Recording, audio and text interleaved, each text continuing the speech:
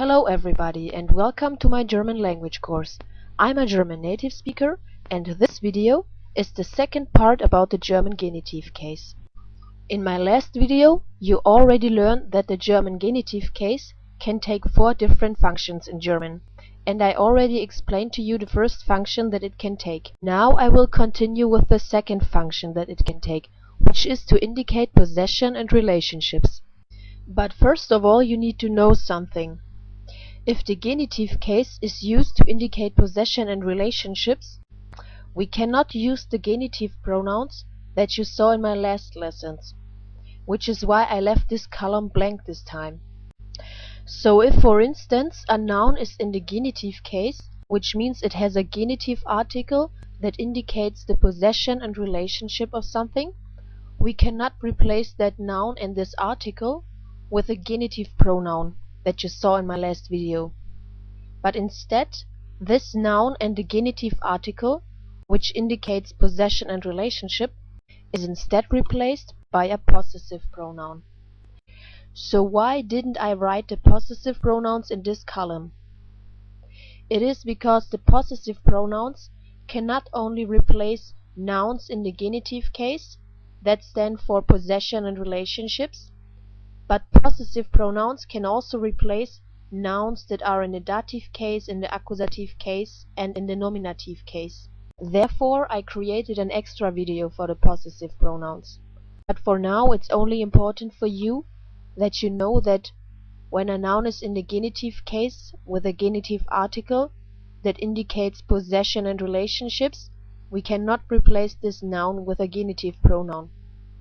The genitive pronouns that you saw in my last video can only replace those nouns that are the object of a genitive verb or a genitive construction. But anyway, let's see how the genitive case is used to indicate possession and relationship. Let's take for instance the sentence, "The color of the sky is blue." How would you translate that sentence? Which part of the sentence is the subject of the sentence? It is the color. Color means Farbe in German, and Farbe is a female noun. The is the direct article. Therefore, which direct article in German do we have to take? Die. The sentence therefore would start with Die Farbe and it would end with ist blau, which means is blue. So now let's go on to the next part of the sentence. Of indicates the possession. The sky in this case is the possessor, so to speak, the possessor of the color. And sky means Himmel in German and is a male noun in German. The is the definite article. And therefore, which definite article in German do we have to take? We would take the article des, and the sentence would read Die Farbe des Himmels ist blau. So now you might wonder, why is there an S? I told you in the last video, the lesson, that male nouns and neuter nouns that are in the genitive case in the third person singular, they receive an additional S. If that would be a female noun, then it would not get an additional S. Now the same situation can also be expressed by that sentence in English. The sky's color is blue. We have the same possibility in German. We put the genitive article and its noun at the beginning of the sentence. Then we let it follow by the subject of the sentence. And then we end the sentence with the verb and the adjective. But normally in the modern German language we don't use this word order. It is used more frequently in ancient language and in the poetic German language. The only time when we use this word order in the modern German language is when the genitive noun is a proper name. Now what you need to know is that when a genitive object is a proper name, we simply add an S, and if the name already ends in S, we add an apostrophe. Now let me show you this by an example. Lisa is a proper name, and Lisa doesn't end in S. The sentence in English reads Lisa's eye color is blue. So in German, we add an S to the proper name Lisa, and we would read it: Lisas Augenfarbe ist blau. Now if the name already ends in S, just like Hans, Hans' eye color is blue, then we simply add an apostrophe, like Hans' Augenfarbe ist blau. And another important rule, a very important rule that you need to know about the genitive case, is that in current, spoken and increasingly also written German, there is a tendency to replace the genitive case with the pronoun von plus the article in the dative case. This is not proper though, but it's used very often, and it's good for you to know how to build it, so that you understand the people when they are talking to you. Let me show you this based on an example. Here again the sentence, the color of the sky is blue, which starts with die Farbe and ends with blau.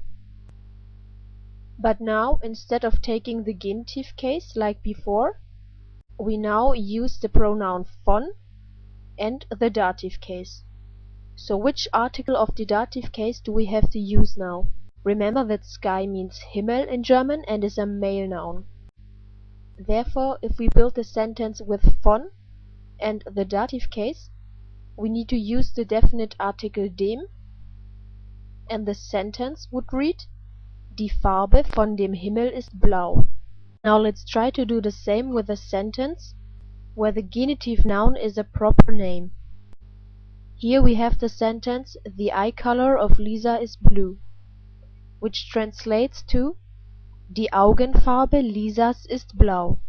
And if you remember, we add an S to a proper name because Lisa is in the genitive case. We could also change the word order in German, which is more usual for proper names in German, as I told you before, and then we would put the sentence like this: Lisas Augenfarbe ist blau. And as you can see, the name Lisa still has the additional S, because Lisa still stands in the genitive case. This sentence would be the equivalent to the English sentence: Lisa's eye color is blue. Now let's try to put it in the dative case. Again, the eye color of Lisa is blue. But because Lisa is now in the dative case, we put the preposition von and we add the name Lisa, but we don't add an additional S this time, because now Lisa is in the dative case. So the whole sentence would read like: Die Augenfarbe von Lisa ist blau. So let's try another example. The color of a rose is red. The word for rose is the same in German, but is just pronounced differently. In German we pronounce it like Rose, and Rose is a female noun in German. So which genitive article would you use in this case? Eine. And the sentence would read: Die Farbe einer Rose ist rot. Now let's try to do the same in the dative case. How would you translate it this time? If you remember, you would use the preposition von, and you also need to use the indefinite article for female nouns in the dative case, which happens to be the same like in the genitive case, einer, but this time the sentence would read: Die Farbe von einer Rose ist rot. The third function of a genitive case is that it is used for an object of a genitive preposition, such as during. For instance, during the rain translates to während des Regens. Regen means rain in German and is a male noun, and it stands in the genitive case because this article is the genitive article for male nouns, and an S is added because the noun is masculine. And the fourth function of the genitive case is that it is used for expressions of indefinite time, such as one evening. For instance, one evening I was drunk translates to eines Abends war ich betrunken. Evening is a male noun in German and is Abend, and eines is the indefinite article in the genitive case, and as you can see here again, an S is added because it's a male noun. Well, I hope this video could help you so far, and I wish you viel Glück, viel Spaß und tschüss.